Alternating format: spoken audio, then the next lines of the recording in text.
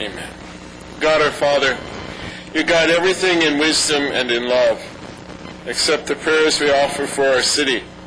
In your goodness, watch over those in authority so that people everywhere may enjoy freedom, security, and peace. We ask this through Christ our Lord. Amen. In the name of the Father, and of the Son, and of the Holy Spirit. Amen. Face the flag, hand over your heart. Ready, begin. I pledge allegiance to the flag of the United States of America and to the republic for which it stands, one nation, under God, indivisible, with liberty and justice for all. Thank you. Another roll call, please. Commissioners Diana Cook. Present. Ryan Christ. Absent. Cassandra Harvey. Present. Raj Mali. Absent. Fabian Terracciano. Here. Vice Chair Randy Hall. Here. Chairman James votes. Here. We have a quorum. Thank you. I don't see any public, so if there was, we'd have public business from the floor, but since there isn't, we'll move on. We have, the first item is our consent agenda, approval of the minutes of the regular meeting of November 18th, 2013. Have a motion, please. I have a motion. We pass. I'm sorry, Jim. Thank you. I have a comment regarding, I beg your pardon? we have a motion on the floor for the minutes. Yes. I have a comment regarding the minutes. Go right ahead. On page 3, bottom paragraph, where it says Speaker Tully Huffaker. If you come down a little bit, where it says Chase Bank, I'm wondering if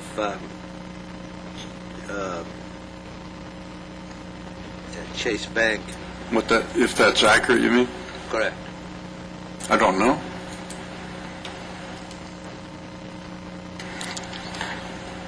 I'm wondering if that should be Los Angeles Sheriff's Department. May well be. I'm not sure. I don't recall, frankly. Go ahead, Ms. I suspect that it is LASD nuisance calls, but that is how Mr. Huffaker presented it, that Chase Bank was getting 35 nuisance calls in a year. Thank you.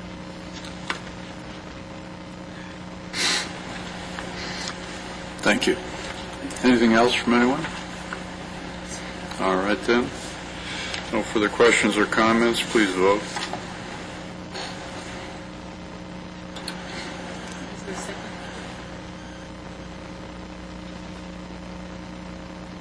We need a second. It's not blinking. Chairman Vose, we need a second to the motion, I believe. Yep. Mr. Terracciano, I believe, seconded it.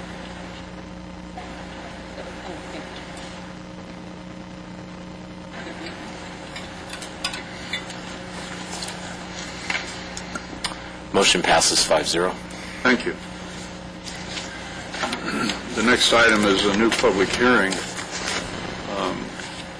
on conditional use permit number 13-11. So without objection, the public hearing is open. And for the record, we have received an uncontested letter from the applicant.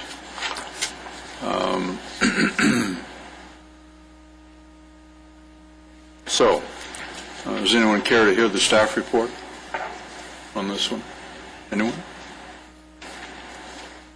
No? All right, then. It's appropriate then to close the public hearing and consider a motion. I move we adopt resolution number 14-01, approving conditional use permit number 13-11.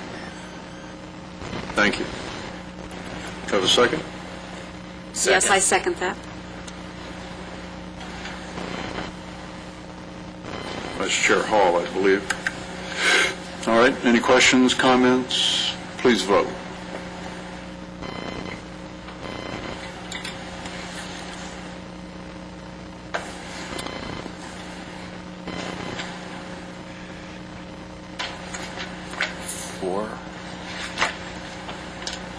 miss some? Okay, motion passes 5-0. Thank you.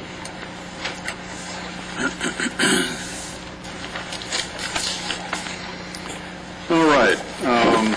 We have a couple of reports this evening under new business. The first is an update on traffic calming, bicycle and pedestrian improvements, and safe routes to school master plan. Mr. Ludicky? Thank you, Mr. Chairman.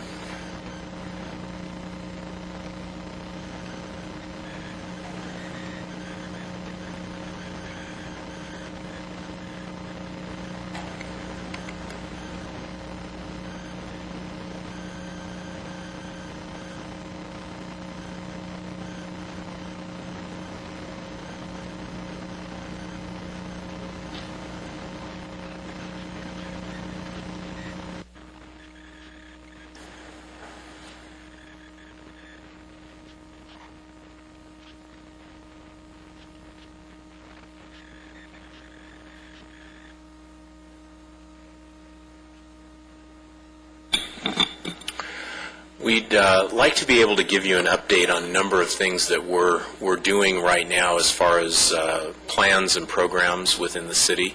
Some of those involve physical improvements that you're seeing. Others are more on the planning side of things. And I will be doing a part of that, and Michelle Cantrell, our city engineer, will also give you an update on some things that we have moving forward. What I really want to talk to you about is my part of this presentation is what we're doing on our Safe Routes to School program. As a way of background, the city was fortunate enough to receive through Los Angeles County Public Health a grant that will span 4 years, and that grant is something that we're using to prepare a citywide Safe Routes to School master plan that will encompass all of the public schools within the city of Lancaster, from elementary through middle school to high school. And we began that effort actually this past late summer. We did several schools already in terms of going out, meeting with the staff, meeting with the parents, meeting in some cases with the students, and beginning the process of really determining what might be some of the issues for children having a safe route to school. And part of that effort is looking at engineering improvements. So the presentation I'm going to give you is really kind of focused on engineering. There are 5 E's, as we call them, to the Safe Routes to School program. Engineering is one of those, which really refers to improvements that can be made to make biking and walking safer, and for that matter, transport by vehicle. Others include education, encouragement, enforcement, and I forget the last one at the time being, but encouragement. And those are more on the issue of training, letting kids know what the safe way is to walk or bike. Some of you may remember we used to get some of that in school as it was. It's not as common anymore, so we're looking at programs that can kind of bring that in. But as I said, what I really want to concentrate on here is more of the engineering treatments. And so, there they are. So their evaluation, that's the one I forgot, really seeing if what you're doing is working. And those are the typical elements of a Safe Routes to School program. Safe Routes to School really originated in Denmark. It's come over to the United States in the past couple of decades, and is a basis for how we look at improvements around schools and ways to make those safer. And improving safe routes with engineering really looks at trying to make sure that children's safety is involved and encouraging more children to be able to walk and bicycle. And of course, good walkways and good crossings are absolutely necessary for that. That's one of the basics that you need to have. You have to have a safe way to cross streets. You have to make sure drivers are aware of those routes. And just from a practical standpoint, although it hasn't been too much of an issue here this winter, you want to make sure that you have a good walkway. Walking through the mud, walking through the water certainly is not conducive to that. Bicycle lanes, you're beginning to see more of these occur within the city. We did our master plan of trails and bikeways a couple of years ago. You're now beginning to see the implementation of that, but certainly the use of bicycle lanes and other techniques around schools are a part of that effort also. One thing that we're also looking at, and you will actually begin to see this more and more around some of our school sites, are ways to reduce crossing distances on roadways. If you look at the typical speed that a child walks, it's a long time in some cases to cross roadways. In fact, Michelle will kind of enlighten us a little bit more on how long it takes children to cross even some of the secondary streets that we have in our city. But we look at ways to reduce that crossing distance, bulb outs, refuge islands, things of that type, so they don't have to cross a huge expanse of asphalt all at one time. Curb extensions, as you can see here, are a typical part of that, and we're looking at where we can effectively use those.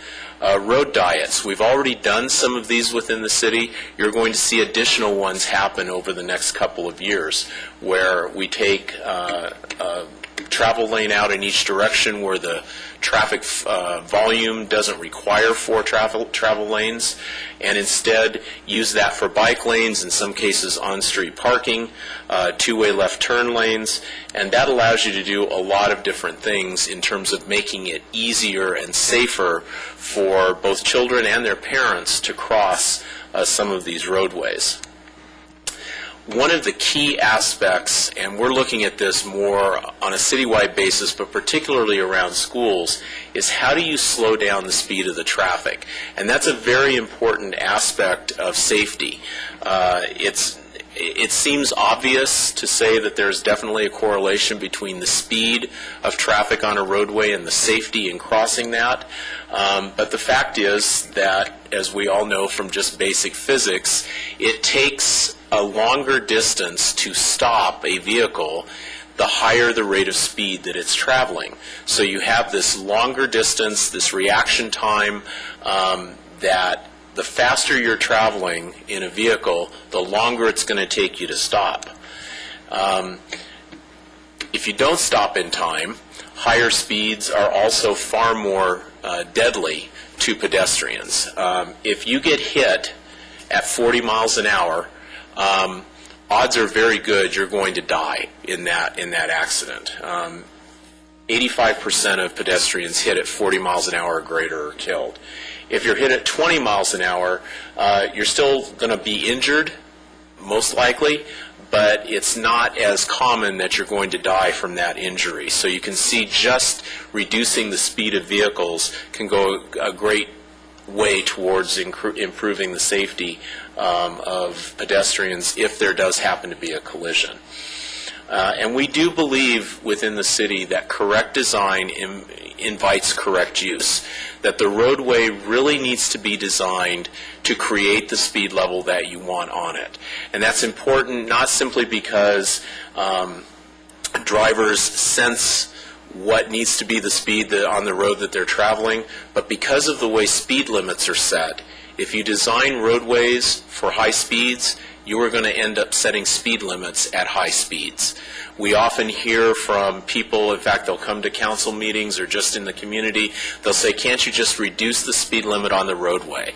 Legally, no. Because speeds have to be set at a certain percentile of what the traffic is actually traveling on that roadway. Narrow lanes, you've seen that already in place in some of the areas. Downtown, of course, is probably the prime example, but you're seeing it in other places. Valley Central Way, we did some work on that, also on 25th Street West. Turn radiuses. This kind of ties to the whole idea of the curb extensions and the bulb outs. If you have a large turning radius, in other words, where you have a turn that allows traffic to turn the corner at a high rate of speed, you have many more issues with pedestrians crossing. You can see, right here, this person crossing in this vehicle making the turn here. So we try where we can to reduce that turn radius so that cars have to make a slower movement when they turn. We've looked at examples of other communities. I happened to have the opportunity this past summer to be in Bend, Oregon. Bend is a city in central Oregon that has really embraced the roundabout philosophy. They found different areas where that works well for them. I think at last count they had about 25 of them within their city. But they look at ways to use that along with other techniques around their elementary schools. This is one of those on kind of the west side of their city, Highland Elementary School, and you can see that there's a roundabout that they've installed at this location. This is actually kind of an interesting intersection because not only does it have these two crossing roadways, it's got another one that comes in right here. So they looked at this as a way to reduce travel speeds and improve safety. If you go on their city's website, they have a ton of information on roundabouts and why they've gone this direction within their city. This is that roundabout at ground level, courtesy of Google Earth, which is a wonderful tool now. And you can see that that has, a pretty basic design to it, but it has achieved the goal that they really wanted for that location. If you look on the back side of the school, you can see the narrowness of the travel lane. You can see where they've used some of the bulb out techniques and other things to shorten crossing distances. And these are very common things and applied in many different sort of circumstances. And it's really a matter of picking the right mix of things depending on the physical location of the school, how many children you have walking and biking, and where they're coming from. We do have improvements that are underway. Some of you may be aware of these around Miller School, which is at 22nd Street West and Avenue K4. There are some improvements that are going in on Avenue K8, for example, at 22nd in an attempt to try to reduce some of the crossing distance, as well as provide some additional safety and crossing beacons for that area. And on 20th Street West, any of you have gone south from Avenue K to Avenue K8, have been aware of the narrowing of the lanes right now in the construction. That's to put in a traffic signal to make crossing there easier, but also to, as you can see on the plans here, provide those very curb extensions that we're talking about to make this crossing distance shorter, to make the turning speeds slower at these locations. So you're beginning to see these kinds of things occur in these locations, and as we go out on our Safe Routes to School efforts, these are part of what we look at through a process known as a walk audit. And a walk audit is usually a 35 to 40-minute walk around the main travel routes of the school, or where parents and staff have indicated that they have concerns, and we look at whether or not there are engineering techniques such as this available to help address problems that they've identified. In the case of Miller School, we were fortunate because we actually had already had a Safe Routes to School grant that we had received for this particular school. We also have a couple of other locations in the city that we are doing that also. And there will be funding as a part of that for some of the education and encouragement efforts that we talked about. And we'll be working with this school and also two of the East Side School District schools, correct? Tierra Bonita and Cole, out on the east side of our city. We're doing work over in those areas also. One thing that's been really interesting is we've gone out and talked with parents and talked with students.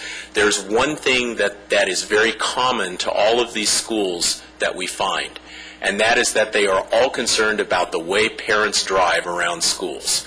I found that interesting because they were all parents themselves, but they all were concerned about how the parents themselves act and drive around school sites. So we're looking at ways that we can kind of deal with some of that. We have a situation, for instance, at El Dorado, where the parents were noting that parents picking up kids were actually parking on the corners, so that even if a child wanted to cross the road, they were walking between parked cars to try and get across even some of those residential streets. So I think it's been a very well-received program so far. We've had some really enthusiastic response from all of the school districts that have been involved. And we've had some really enthusiastic parents also. And I think what it speaks to is that there's a recognition that some of the worst safety concerns, it's not that they don't have concerns about crime or other kinds of things happening, but they have a very, very high level of concern about the speed of traffic in our city and how safe their children are in terms of traversing some of those streets. So as we've learned more from them, we've looked at that not only in light of what's going on around school sites, but what do we need to look at citywide as maybe ways to address some of the speed concerns. We also have put in some improvements around some of the existing schools. Joshua School, for instance, did not have sidewalks in certain areas around it, and you can see the before and after, where there is now a way for school children who are walking to have a place off of the street and a safer route and walkway to travel. So that's my presentation on that part. I'd like to introduce Michelle Cantrell, our city engineer, and she's going to go over some more specific types of improvements that you're going to be seeing in our city over the next year or so. And after that, we'd be happy to answer any questions you may have on this portion of our presentation. Thank you, Mr. Ludicky, and welcome, Ms. Cantrell. Thank you, Brian, and good evening, Commissioners. So Brian's discussed some design tools that can help us improve the safety around schools, but we can also apply some of those tools throughout the city, not just necessarily at the schools. So I'm also going to go into a little more detail about roundabouts and the safety of roundabouts because we have 3 proposed roundabouts coming up in the next few years. I would like to explain why we really think that they are the safer choice for intersection control. Some of you may have seen a presentation on roundabouts before, so this may just be a refresher for you, but I hope to reemphasize their safety benefits. So let me start by answering the question, what is a roundabout? A roundabout's a circular intersection, and there are some key design features that make it safer and make it a good choice, and I'll go over those few key features. So yield control on entry. Basically, those entering the roundabout yield to those who are already in the roundabout. Roundabouts are designed for slow, consistent speeds. In fact, they're designed so that you can't go faster than 20 to 25 miles per hour through the roundabout. And that's a key feature to the safety benefits of roundabouts. Roundabouts provide an opportunity for us to enhance our intersections and provide opportunities in the Central Island for landscaping or art, public art, or other features that help us improve the look of our intersections. Pedestrian access and crossings are greatly enhanced by roundabouts. And a key feature is that pedestrians have a much shorter distance to cross in a roundabout than they do in a traditional intersection. And they only have to cross one direction of traffic at a time, as opposed to multiple lanes. And the splitter island in the middle also provides a refuge island for pedestrians too, again, so they can just focus on one direction at a time when they're crossing.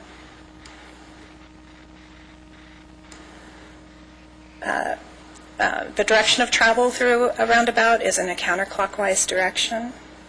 And the splitter islands, the pavement markings, and the signs, those will all help avoid confusion when entering the roundabout and help guide those driving through the roundabout, so they know which direction to go and how to approach. Those all, again, the splitter islands are key to that as well, because they are angled such that it kind of points you in the direction that you're supposed to go. This slide here shows the severity of the collisions and the types of collisions that typically occur at intersections. So the most severe types of collisions are those that happen head-on or at right angles. And the least severe are those are rear ends and sideswipe collisions. So in a traditional intersection, you typically have the head-on right angle collisions, and those usually happen at higher speeds and higher impact. And in a roundabout,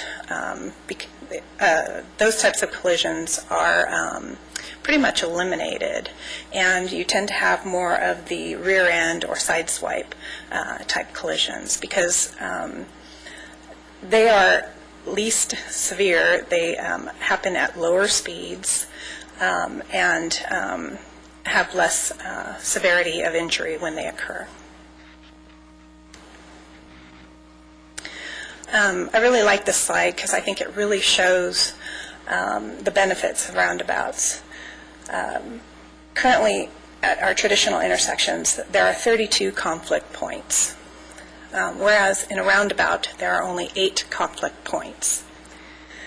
And again, they happen at the traditional intersections at higher speeds, higher angles, and higher impact.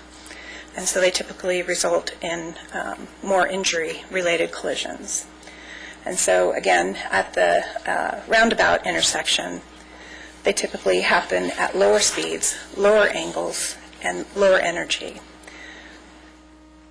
And at roundabouts, it's 90% less of a chance to have a fatality in a roundabout intersection than at traditional intersections. And injury-related collisions are reduced by 76%. And overall collisions are reduced by 35%.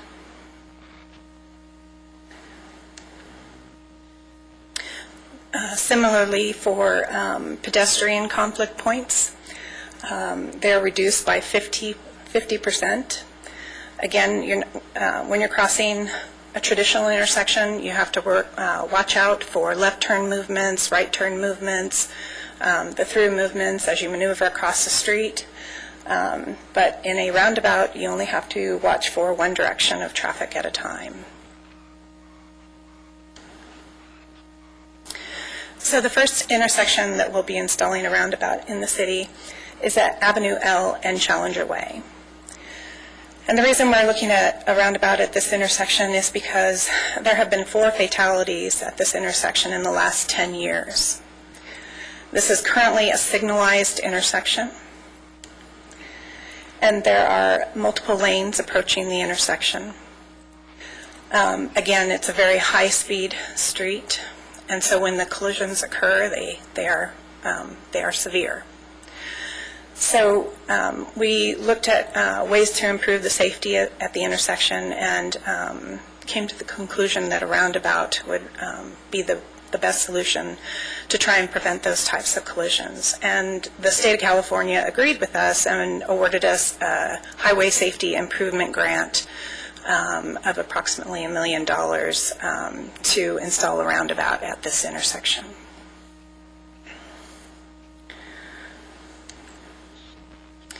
It's probably hard to see, but this is the proposed roundabout.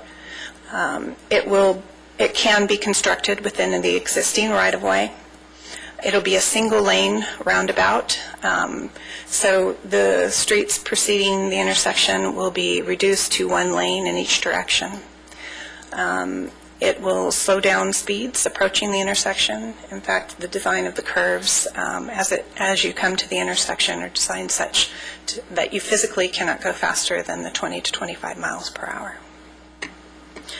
We anticipate the roundabout to be under construction in the next few months. In fact, it's nearing, the design is nearing completion, and likely by summer of this year, we will begin the construction.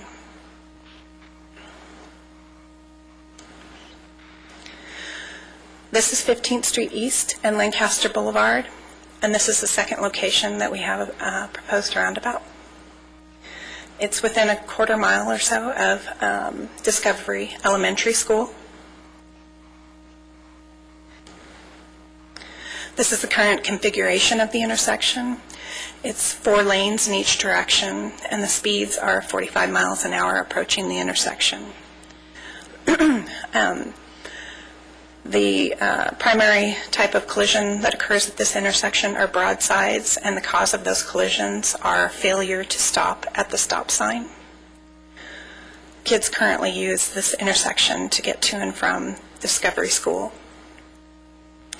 And the biggest impediment for them is the crossing distance at this intersection.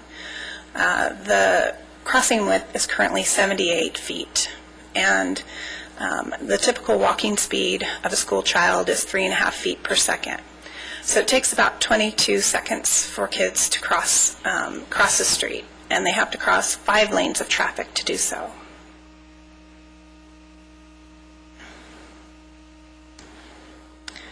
This is a concept of the roundabout that's proposed at the intersection. Again, the road will be reduced to 1 lane approaching in each direction, whereas there were 4 lanes. So when the school children cross the intersection, they'll only have to cross 1 lane at a time, as opposed to the 5 lanes I mentioned earlier. And the crossing time per lane will be reduced to 4 seconds.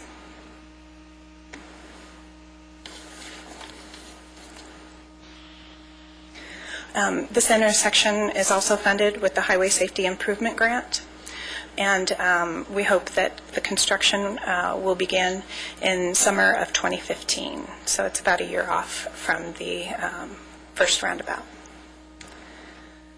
Another way that we can enhance and make the crossing better for the pedestrians is by providing rapid flashing beacons at the crossing.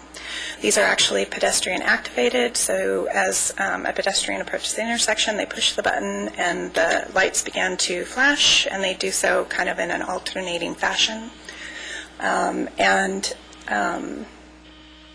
We will also be installing in-pavement flashing beacons as well.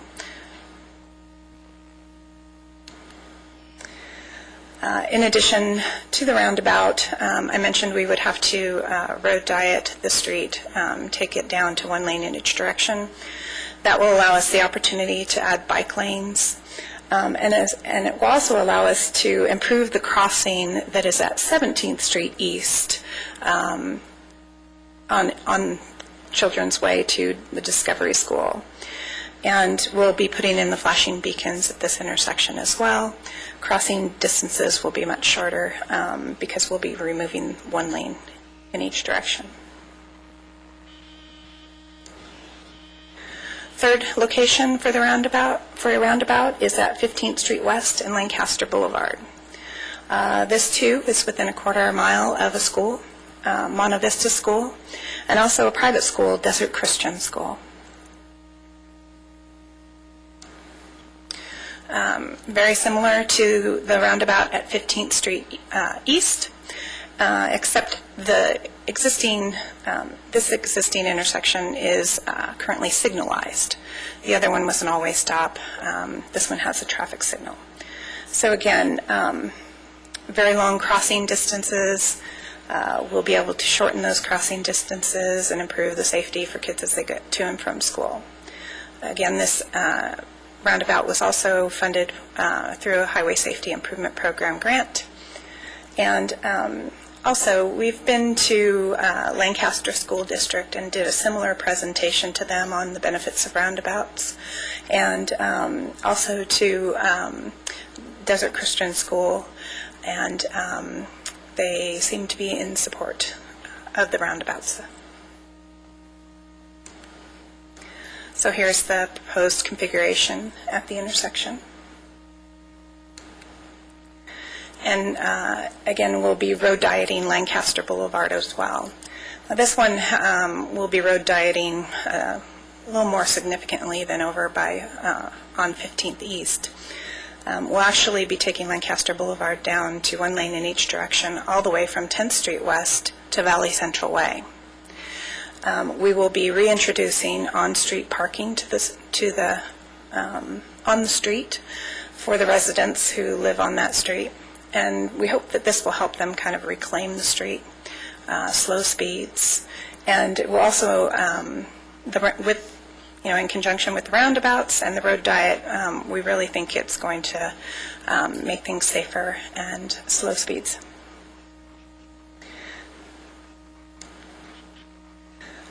This also gives us an opportunity to improve the crossing, the school crossing at 12th Street West. Currently, there are some overhead flashing beacons, but kids still have to cross 5 lanes of traffic to get through.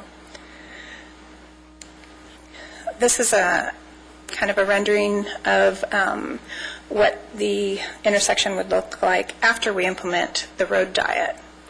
So there'll be enhanced green pavement for the bike lanes, the zebra-style crosswalks that are easier to see, and the rapid flashing beacons on either side of the street.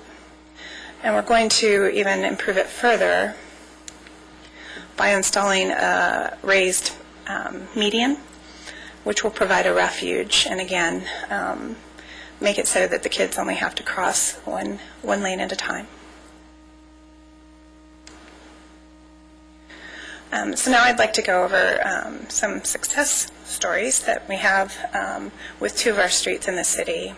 Last year, well, actually it's not last year, the year before last, in 2012, we reduced the number of lanes on both Valley Central Way and 25th Street West, both of which were 4-lane arterial streets, and we reduced them to 1 lane in each direction.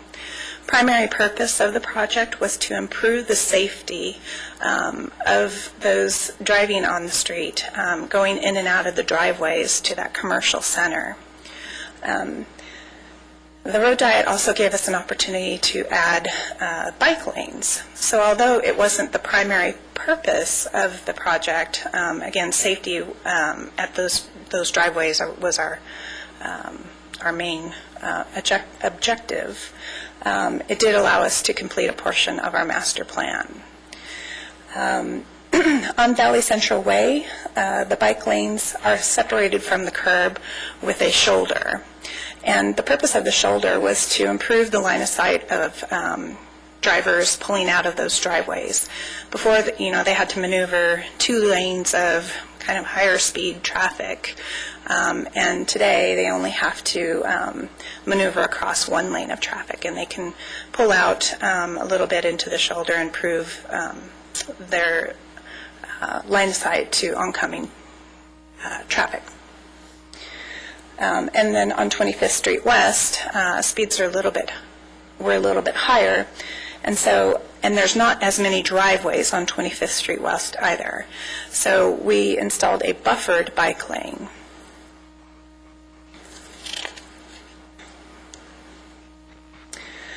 So the success of this project, we've seen a reduction in speeds by at least 5 miles per hour on both streets. There was concern from the commercial development owner that the road diet would decrease volumes and that people would use the Valley Central Way less than they do now. And actually volumes increased, so we did not see a decrease in traffic. We saw an increase after the road diet. However, on 25th Street West, which is the back street road, those volumes did decrease a little bit, but the primary access to the commercial development speeds increased a bit. Mid-block collisions significantly decreased on both streets. On Valley Central Way, they declined by 46%, and injury-related collisions were reduced by 73%. On 25th Street West, almost the same, 50% total. We didn't see a change, though, in the injury-related collisions, but a significant amount less. We were experiencing, on average, about 11 collisions, on Valley Central Way anyway, 11 collisions a year. So, 30-something in 3-year period. And in the last year, in 2013, we've only had 3 collisions occur at the driveways. So I think we've accomplished our goal of improving the safety on those 2 streets. And that concludes my portion of the presentation. Well, thank you. Questions? And I'm sure there will be some questions. I have a few, but others may have some of you, both of you. Go ahead, Mr. Hall. On the K4 and 20th West, why was that not one of the first roundabouts there?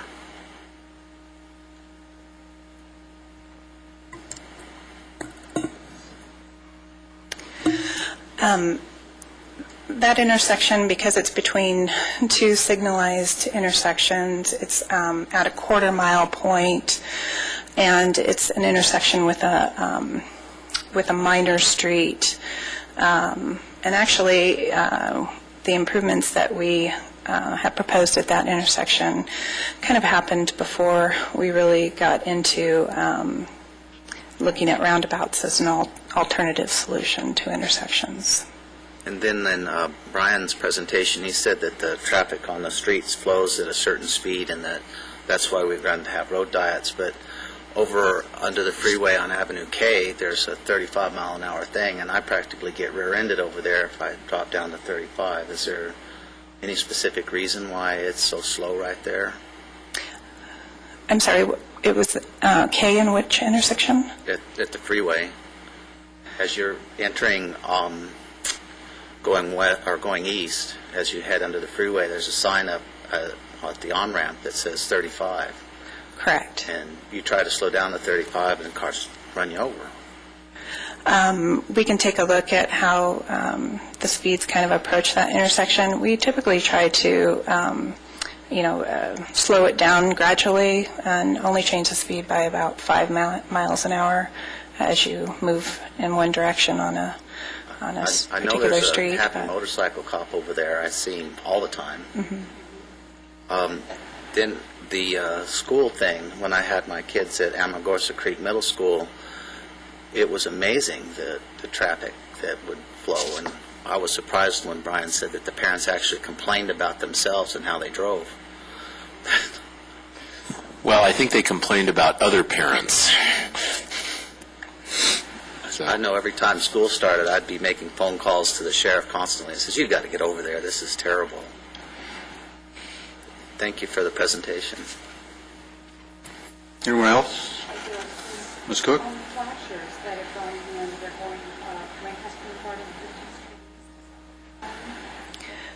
The flashers would be installed at the crossings of both the roundabouts at 15th East and Lancaster Boulevard, as well as at 15th West and Lancaster Boulevard. They'll also be installed at some of the mid-block crossings that we have, the one at 12th Street West and Lancaster Boulevard, as well as at 17th East and Lancaster Boulevard. Okay. Is it the goal of the city at some point, if we can get more grant money, to maybe do these road diets and these flashers around the heavier populated schools where there's a lot of traffic going through and those kids are at danger? Is that like a long-term goal or a vision? Yes, definitely. Each year we review each of our schools, and typically we've had a grant opportunity annually for the last several years, and there's one coming up here soon. And we have Safe Routes to School projects Brian mentioned at Cole Middle School, Tierra Bonita, Valley View Elementary, Miller School, which is under construction now, and we will continue to look for those opportunities. Go ahead. I have a quick question. You mentioned that there were 3 highway safety improvement grants thus far, the first of which for L and Challenger. So that one is due by what date? You said it was very soon. Yes, that roundabout will begin construction early summer this year. Okay, and then the one on, I believe it was, there's 2 more.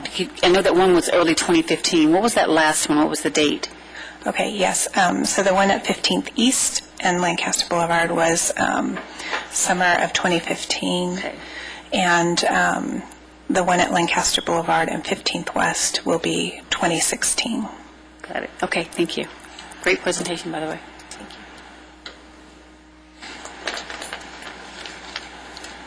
Mr. Traciano? Thank you. Those curb extensions, bulb outs, I now know what they're called. Thank you. And seeing the construction around the city, and personally, I'm excited to see it.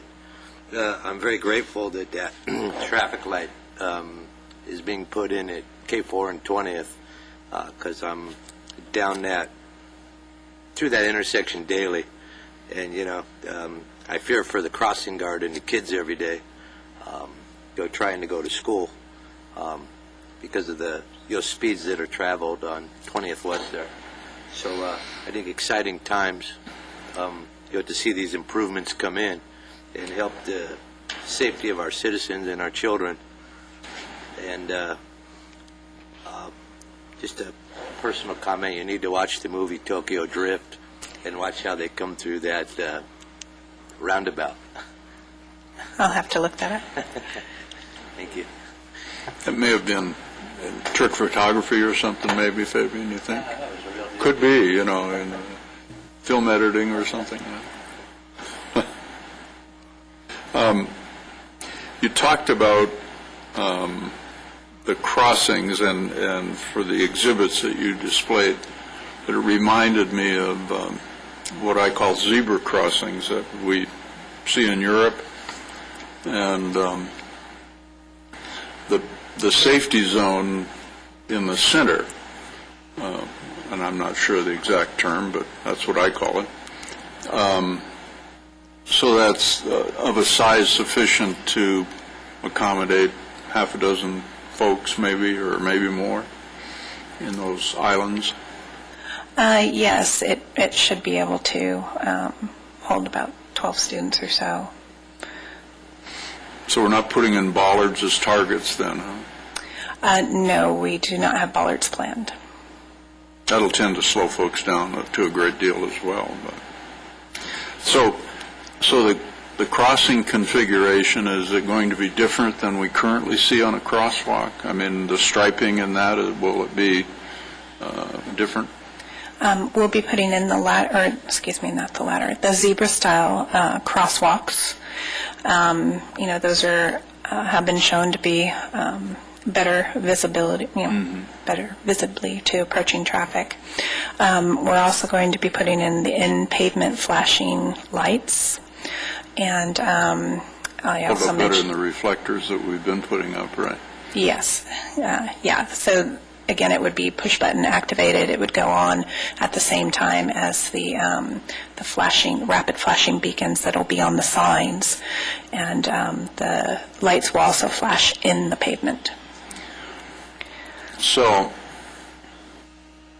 there are no traffic control signals on roundabouts, similar to what you'd see in a typical intersection, right? No, there will not be. The roundabout will work on yield control. So vehicles approaching a crosswalk will need to stop and yield to pedestrians. So they would be required to stop, but there's no signal controls for the crossing? Is that what you're saying? There is a pedestrian push button for but it just flashes? Yes, that's correct. It's just the yellow flashing beacon. Okay. Yes. Any idea of you talked about the reduced speed, which I, certainly don't disagree with. I think it's nifty that you folks are going in this direction for our community, particularly on the narrower rights-of-way, such as Lancaster Boulevard on the west side, and when you have block walls and dwellings right nearly at street level, it gives you that tunnel approach and at a higher speed. And matter of fact, I noticed driving over here tonight down Lancaster Boulevard that there must have been an accident in the intersection of 15th West and Lancaster Boulevard because somebody enjoyed the opportunity to visit the block wall in the southwest corner. Yes, I've seen that as well. Hopefully they didn't injure themselves. And before I forget it, well, I'll speak to you about this afterward. Doesn't have anything to do with your presentation.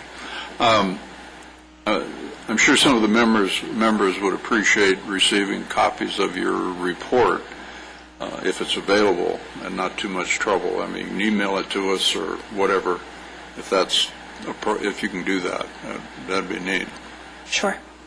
Yeah, We'll have Joy figure out the most effective way to do that. We know who's in charge. Thank you, Brian. I know there's safe routes for school money, or for schools at the state level. It used to be. There still is, as it relates to new construction. But the grants you're receiving and the funding you're receiving is a separate state fund then. Yes. For the 3 roundabouts, it's a program called the Highway Safety Improvement Program. Right. It's impressive, the 90% less fatalities because of the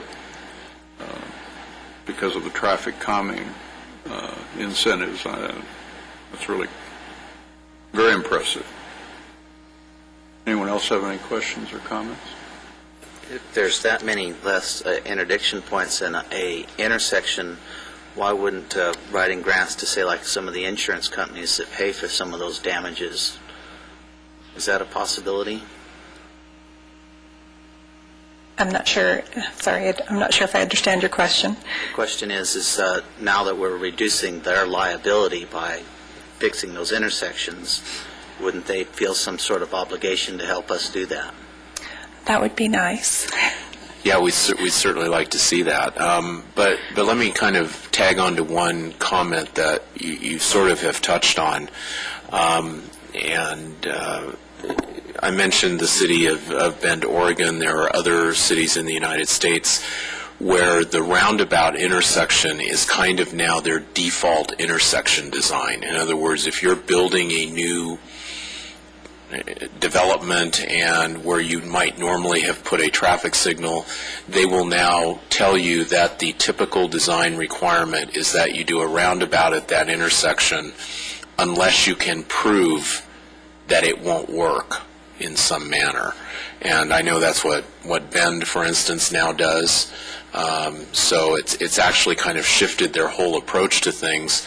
And if you look at it from a life cycle standpoint, roundabout intersections are usually a lot cheaper to maintain, as well as the other benefits that they provide. So they're certainly something that I think municipalities are going to look at a lot more closely in the future. So these 128-foot right-of-way takings will likely be reduced to a much smaller number, which in effect creates more yield to the development adjacent to those rights-of-way. More square footage, more units, whatever the case may be. Yes, we're actually looking at that whole scenario, but you're correct. I don't want to speak for Michelle, but I will tell you that in many cases we have excessively wide roadways that we do not really need the rights-of-way that we have. I would hazard an opinion that I would agree with that. I'm not going to get started on that. Is there You've heard my comments before. Is there any plan on the center of the roundabout for like a staple of art or any kind of consistent art project, or is it going to be get the community that's around that to provide it, or? At this point, the one at Avenue L and Challenger Way, currently we just have it designed for landscaping. We don't have an art feature yet, but I think Brian and I would like to see an overall art program at all of the roundabouts that we install. In fact, in Bend, Oregon, they've done just that, and it's actually kind of a tourist attraction for them.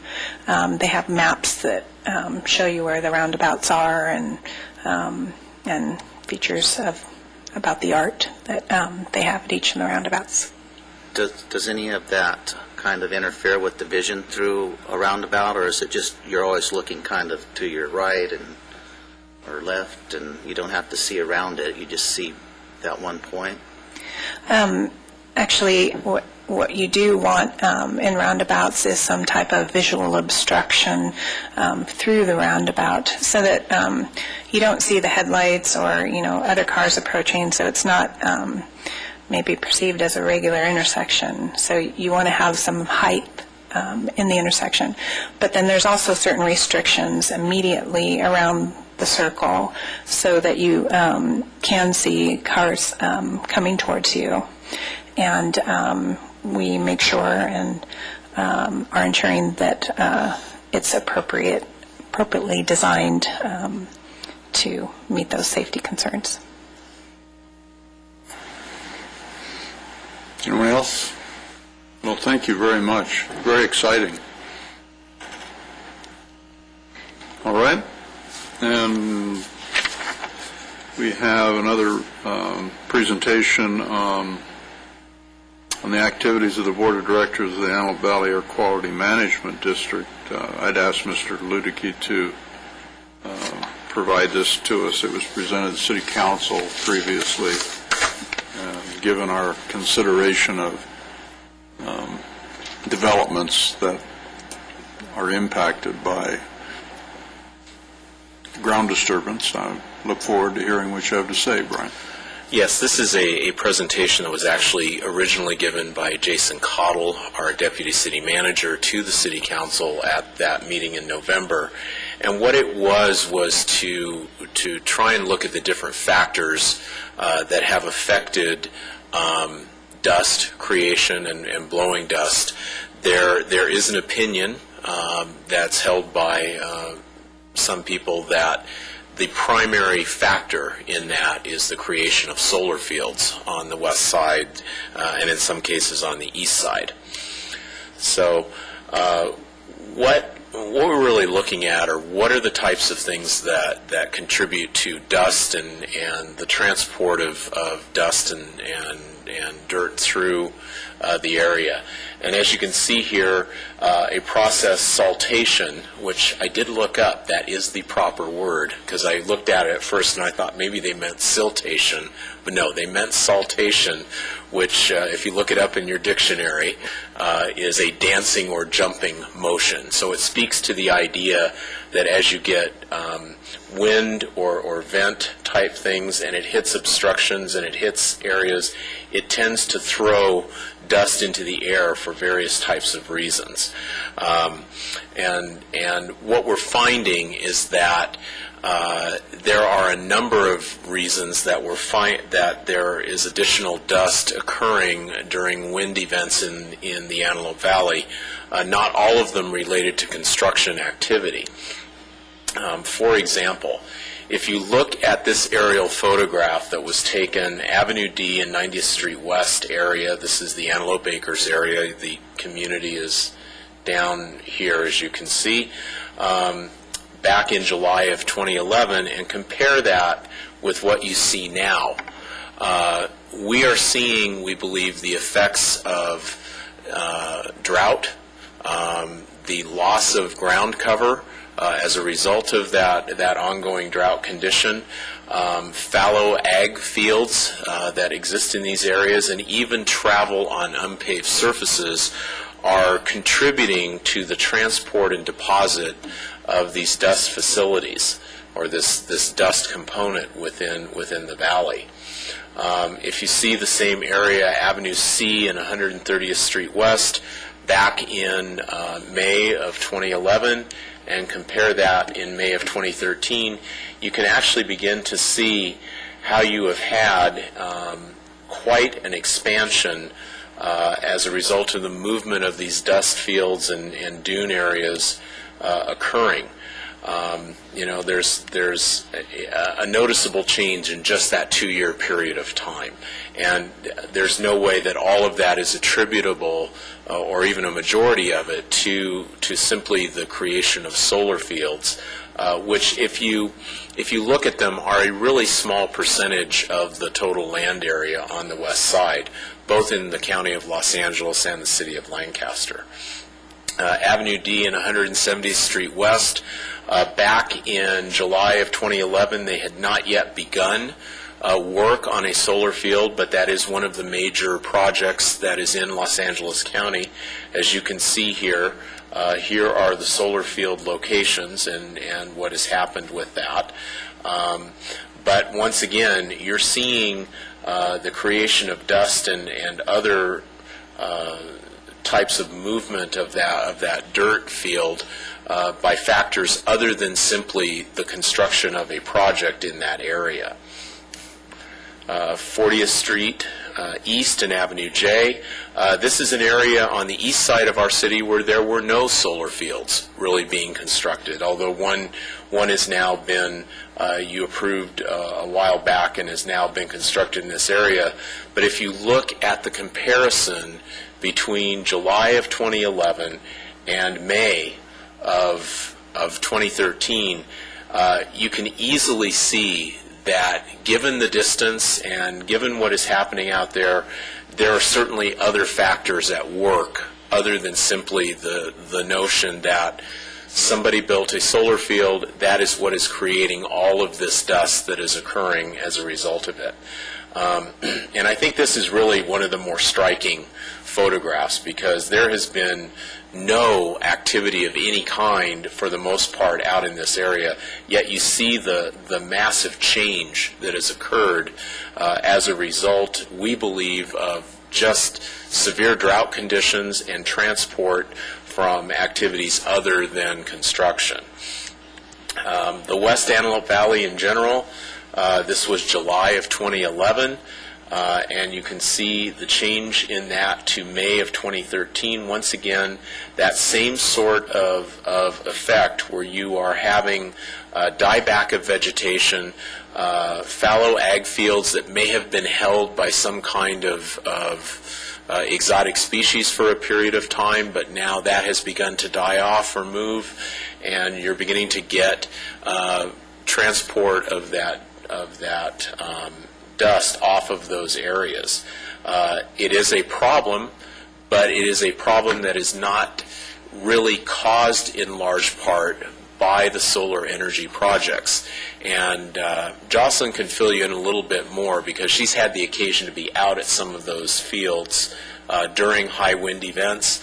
And the fact is that at least within the city of Lancaster, there is little or no dust movement off of those completed fields as compared to the fallow ag lands or just areas that are having diebacks of vegetation.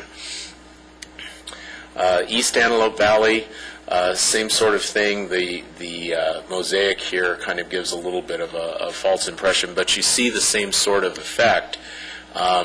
This large expanse now of unprotected soil that has been created, we feel, by conditions far greater than just construction. The drought period that we're in is record-setting. The state has acknowledged that, obviously. We're in an extremely dry winter now, and it comes on the heels of 2 very dry winters preceding it.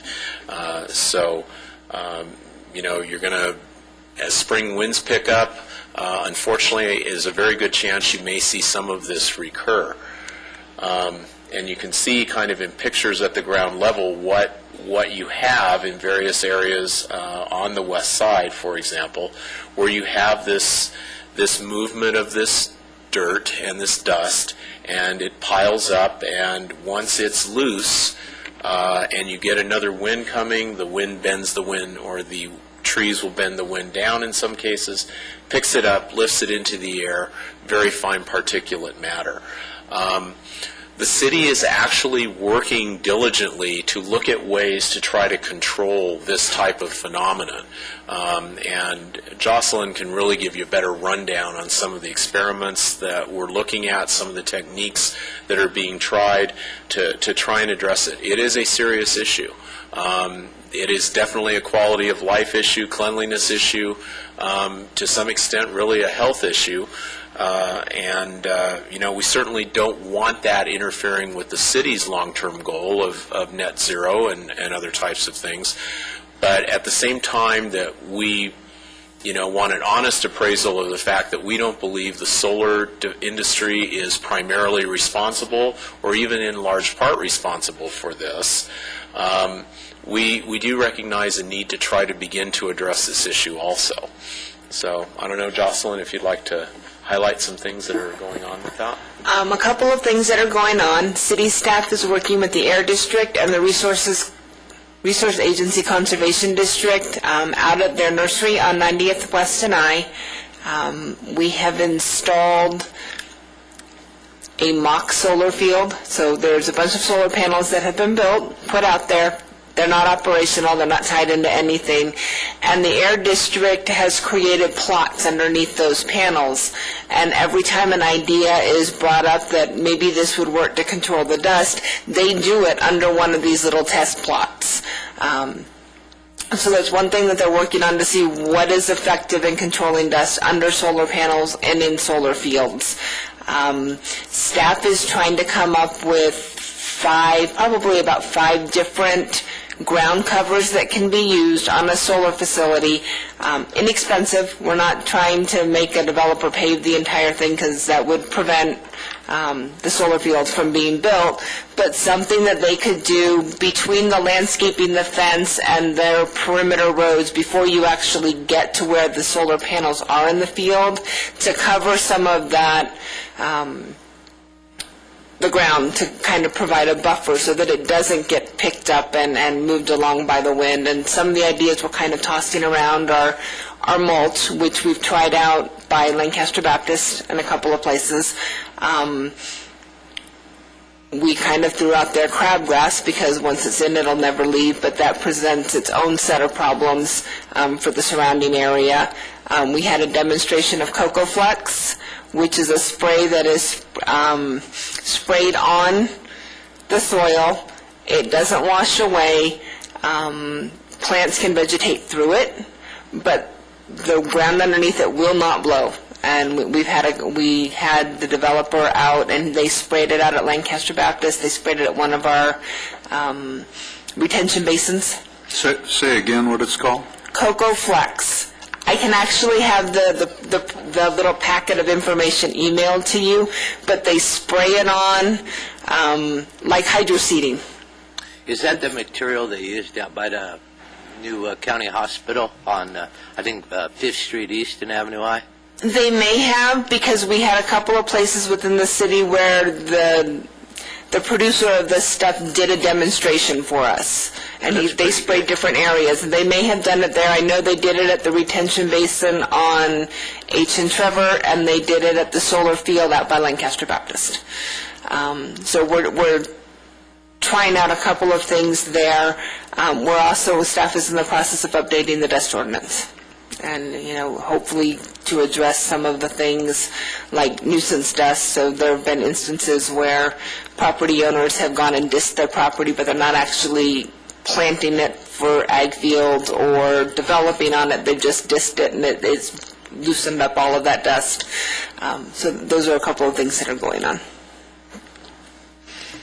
Thank you. There'd been some comment about aggregate as a soil stabilization as well, and we've tossed, that was one of the ideas we tossed about like using DG or something like that. That's a possibility. We want to be able to give the solar developers and other developers a list of things that they can choose from, whatever works best for them, but to show the public that we're actually working to control the dust in areas where development is occurring, and it actually looks like they've done something, not just going out and spraying water. Well, soil stabilization has been a standard in the industry for an awful long time,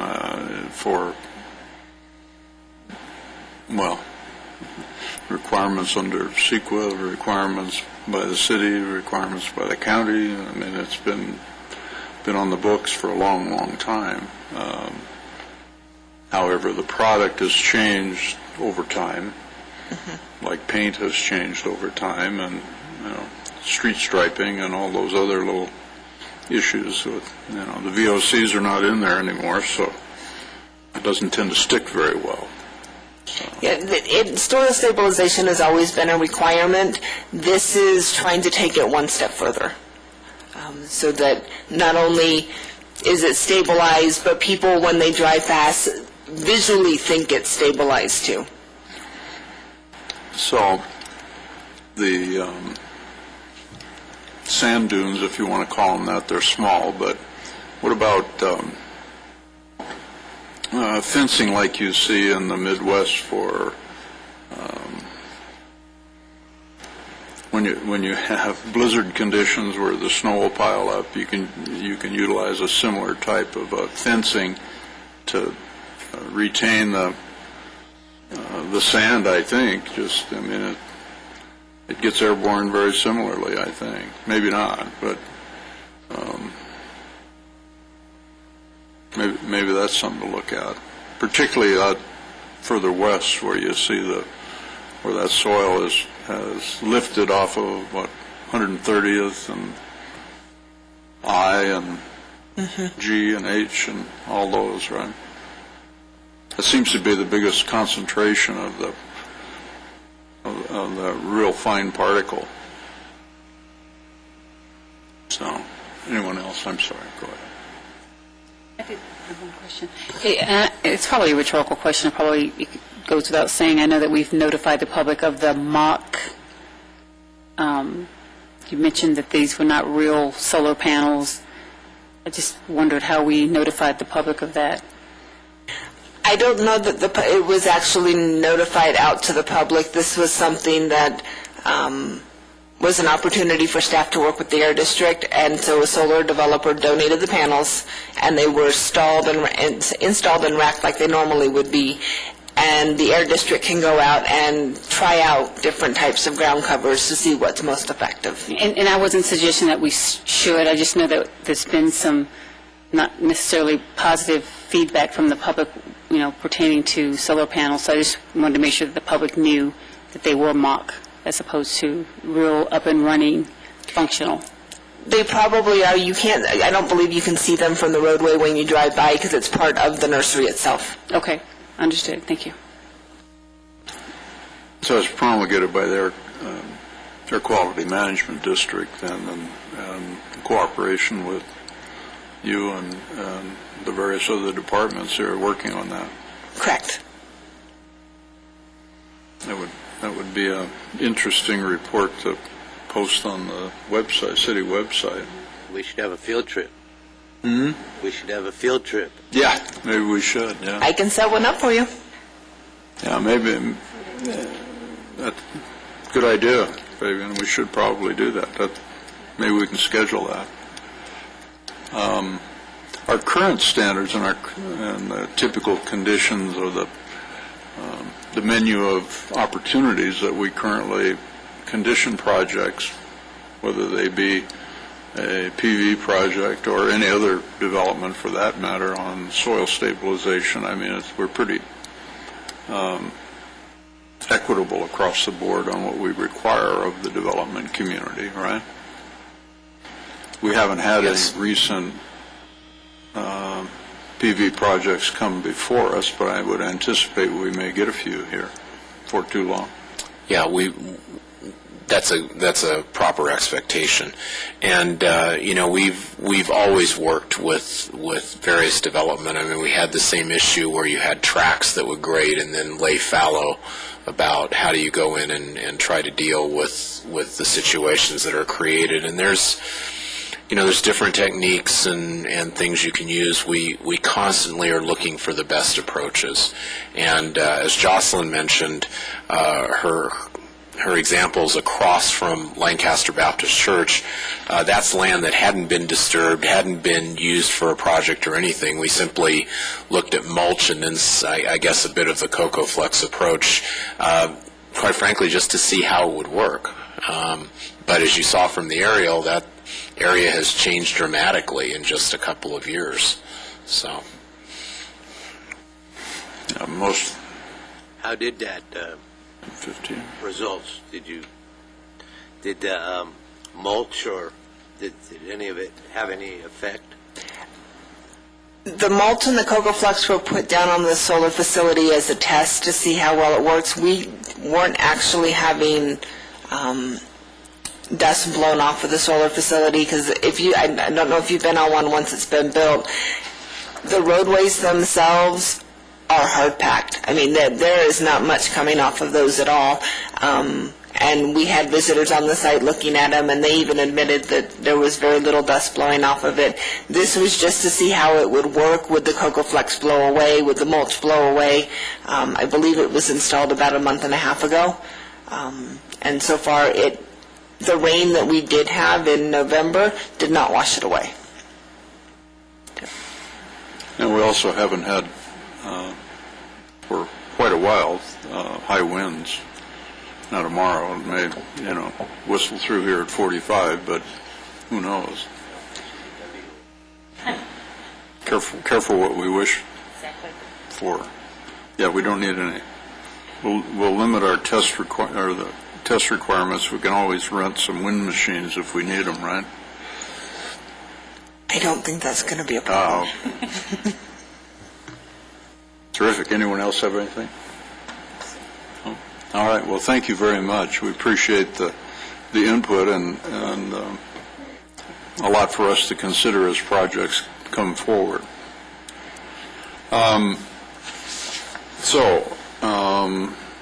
I'd ask Mr. Luedeke to give us a brief update on City Council meeting last time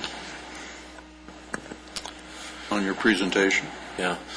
Chairman Vos and I had the privilege of presenting to the City Council kind of a rundown of what we had done for the residential solar requirement for new construction. As you'll recall, that was a part of the new residential zones that you as a commission considered really beginning in 2012. And you'll probably remember the field trip that we took and had some pretty good discussion and debate back and forth on whether to recommend such a requirement, and if so, what form should it take. Eventually, that was approved by the City Council earlier in 2013, but we had a final step that we had to take in order to actually legally enforce the solar requirement, and that was approval by the California Energy Commission. And getting some excellent guidance from a staff member there, Mr. Joe Lawyer, Chun Ing, our associate planner, and Craig Earl, our senior plan check engineer, is that correct? His title. They were able to put together the documentation that the California Energy Commission required, present that to them.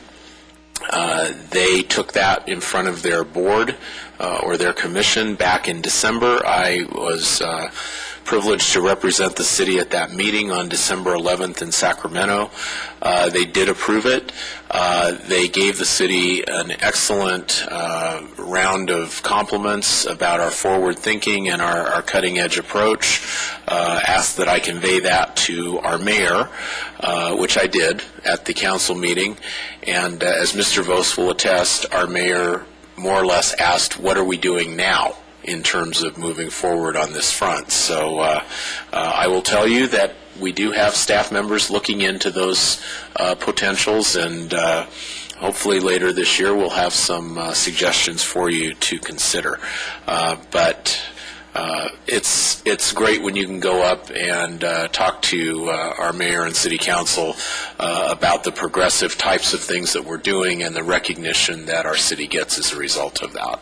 And, as a commission, you guys did the heavy lifting on that, debating it, reviewing it, considering it, and I'm sure hearing both pro and con in your private and professional lives on whether or not it was a good idea. So once again, thank you for your work, but don't get too comfortable, because apparently you aren't going to be let to get too comfortable. Well, thank you, Mr. Luedeke, and as we have all expressed publicly and privately to you and your staff, the efforts you folks make really make us look good. We know who does the heavy lifting around here, and thank you. The mayor did, in fact, challenge us. At least that's the way I heard it. Is that the way you heard it? I would say that's an accurate description, yes. He suggested that it'll take a lot of courage to push the envelope, as it will, to talk about other areas of energy conservation. Mr. Luedeke mentioned that, that staff will be making some inquiries and recommendations to us. The alternative energy opportunities, of course, solar. But what I heard from the presentation of one of the speakers that evening, Mr. DePrima with KB, which, frankly, as we know, is a leader in creative opportunities for energy conservation and really natural resource conservation. Things like water, which certainly is a precious commodity, the natural gas, cleaner air measures, all sorts of things that we can look at. It's my opinion that we really have a blank canvas, and you folks that are artistic, I'm not, but you folks that are artistic have a great opportunity to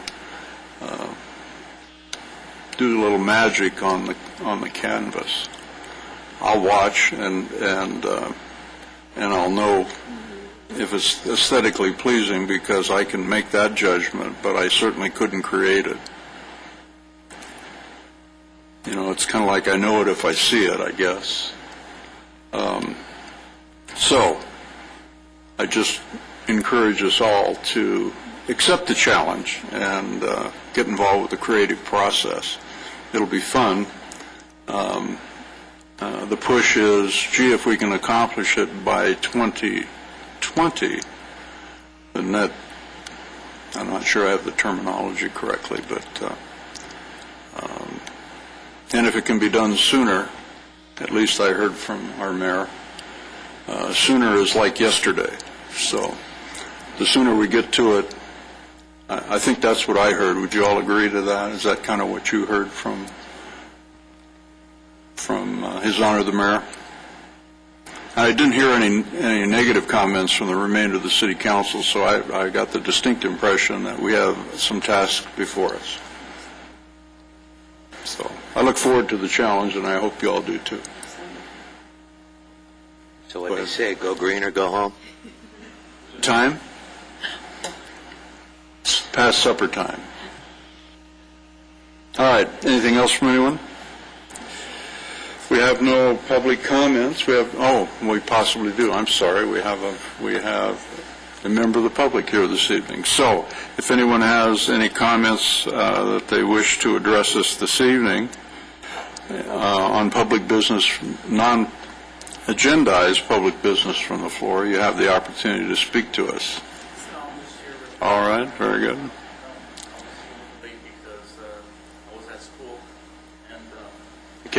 I'm sorry. I can't hear you clearly, so if you'd like to come forward and tell us who you are and who's the applicant?